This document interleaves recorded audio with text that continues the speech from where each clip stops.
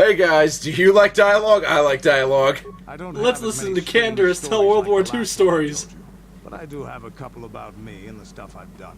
In one battle above the world of Althir, my unit managed to defeat a force of Althiri 10 times our own size.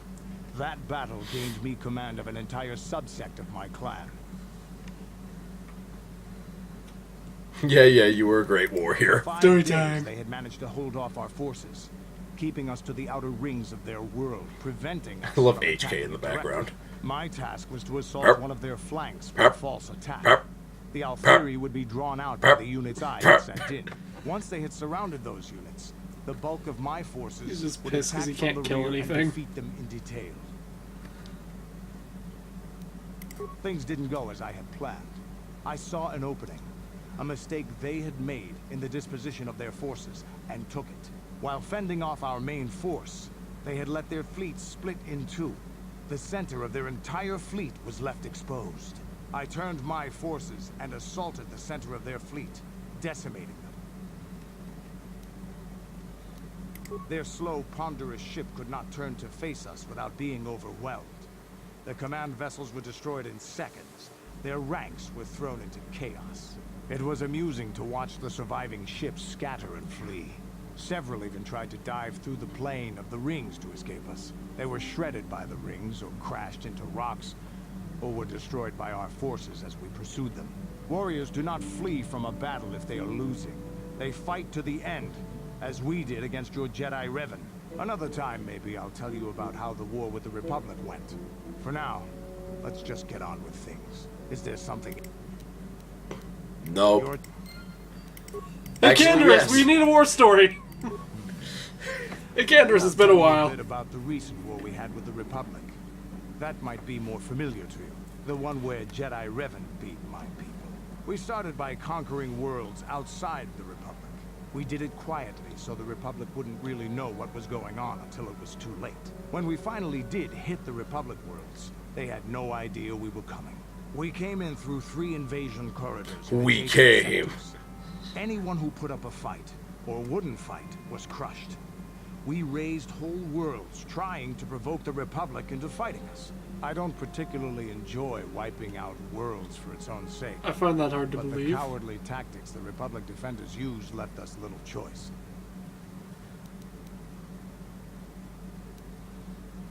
Hiding in the homes of civilians, using families as shields, thinking we would not use appropriate force on their bases inside major cities. They underestimated our resolve, and what measures are acceptable in war. Those who cannot defend themselves should not be around those who can in battle. If annihilating a city is the kind of power it takes to overwhelm a Republic shield device, then that's what we did. Necessary force to destroy all opposition. Now that's my kind of No warfare. honor in wiping them out like rats. But some of your forces did redeem the Republic in our eyes. Especially later. Later, when Revan had joined the war. But we'll get back to that. We've wasted too much time already. Is there something else? Nope, nothing. It's all good, Candace. Hey, Candace, how you been? Tell me another story, Grandpa. Forces for some time, over the course of many battles. I can just imagine Tanjiro like sitting on Candace's lap while he's in a rocking chair. They're just like, well, son. Began to turn against us. The Republic fleets It began back in 1852. Feints, counterattacks, mass deceptions.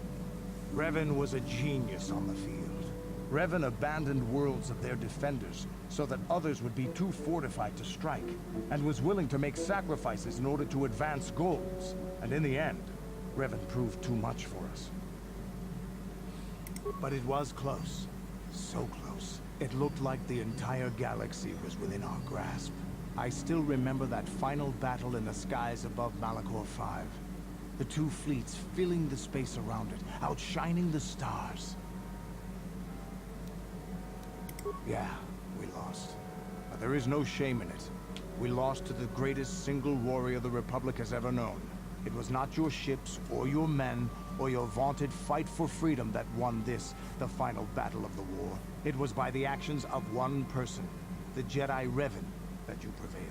His strategies and tactics defeated the best of us. Even Mandalore himself was taken aback by the ferocity of his attacks, the tenacity of his defenses, and the subtleties of his plans. He fought us to a standstill, and then began pushing back. We really didn't have a chance. It was what we had wanted all along, in a way. We wanted to fight the best, in a battle that would be remembered for centuries. And we did. And Revan won. I don't hold a grudge against Revan, and neither do any of my people. It was the greatest moment of my life to be in that battle. If Revan had been a Mandalorian, nothing in the galaxy would have stopped us. But wishing for the past to be different is useless. Better look to the future, as we should now. We'll talk more later, I think. Is there something else you want to know? Nothing more for now, Canderous. Hey, Canderous! Yeah, what do you want? One more story, please. The war we had with the Republic was supposed to be the most glorious battle in our history. But it was a very costly one. I guess we didn't think of how much we could lose in it. There weren't many of us after that last battle. Mandalore himself was killed at the hands of the Jedi Revan. The best of us could not defeat him. After that last battle, those of us that survived were stripped of our weapons, our armor, and our basilisks. Revan's forces destroyed them while we were forced to watch. Those who hadn't fled earlier were left with nothing to call their own.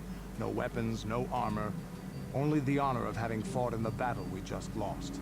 For many, this was not enough.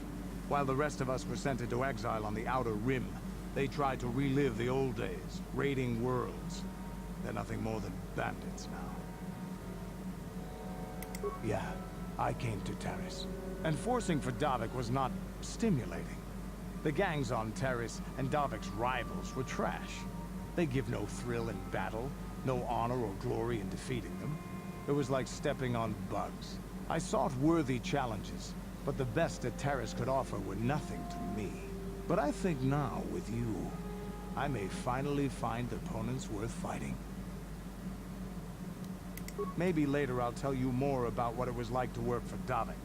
For now, though, we should get on with our lives. Is there something else you want to know? I wanted adrenal. Here's a speed boost. There anything? Thanks, Canderous. Bye. Oh my god. Hey guys, you know who else we have to talk to? Everybody? Everybody! Karth! Karth! I already told you, he betrayed us all. Well, there is more to it. I'm sure you don't want to hear about it. It's just that I don't talk about it very much, okay? I told you about my homeworld, Telos. 4 years ago, Saul led the Sith fleet there and demanded its surrender. The planet refused, and Saul proceeded to devastate its entire surface. Millions died. I had a wife and a son on Telos. I thought they would be safe there. But my task force arrived too late to be of much help. We didn't have enough medical supplies. The colony was burning and the dying were everywhere. I remember holding my wife and screaming for the medics, but they didn't come in time. Shit. Of course not. How could Yep. you? I had nothing left after that, really. I devoted myself to the fleet. Hunting Saul was my only purpose. I miss them. And I know killing Saul won't bring them back. And it won't make me happy again, but I have to do it. I don't expect you to understand, but I have to pay him back for what he's done. I have to. It's all I have left. She had courage, and she was stubborn. Could never talk her out of anything once she put her mind to it. And she hated it when I signed back onto the fleet at the start of the war. I had planned on leaving soon, to join her. His name was Dussel, and I don't know what happened to him. The colony was a complete ruin, and we never found any trace of him. I made inquiries and followed the reports from Telos for years, but I stopped. Anyway, I hope that answers your questions. Let's continue with what we were doing. Fuck. Yep. That's Karth's backstory. Could we remove the goggles from him?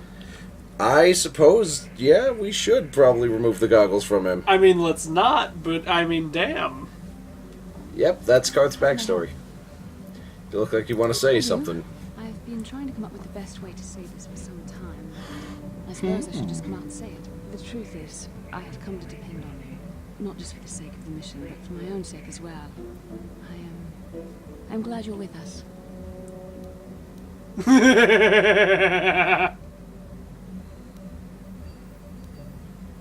You're teasing me. You know very well what I said.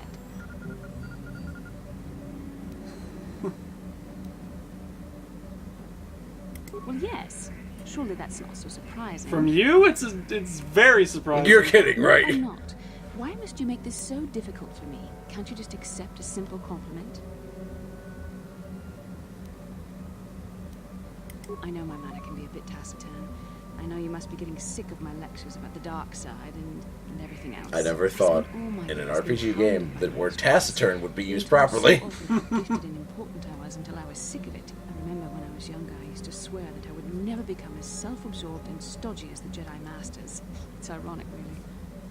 Don't forget edgy, critical, and overly secretive. Yes, well, there's no need for you to agree so wholeheartedly. Everyone around me at an arm's length. Even those like yourself who are most in need of my understanding and compassion. Maybe it's time to change that. You deserve to know how much I respect and admire you. I had to tell you how much I care for you. As a friend, of course. We could be more than friends, Bastila. Yes, it's not allowed. I have to remain true to the Jedi ideal. If this is going to cause a problem, maybe I shouldn't have said anything. No, I'm glad you did. I care for you too, Bastila. As a friend. Well, I love how the relationship between these two is better written than Anakin and Padme. Yeah. I feel much better, but enough soul searching for now. Just wanted to point that out. With our mission. Hi, Bastila. Can you show me one of our... No. Okay, we got one more person to talk to. Divine! Anyway. Hey, Johanny! Yes, Is something I wrong? was remembering Taris. I'm sorry. It's all right. I think I'm over the worst of it. I apologize again for lashing out at you. It was not your fault. It was a horrible place to have to live.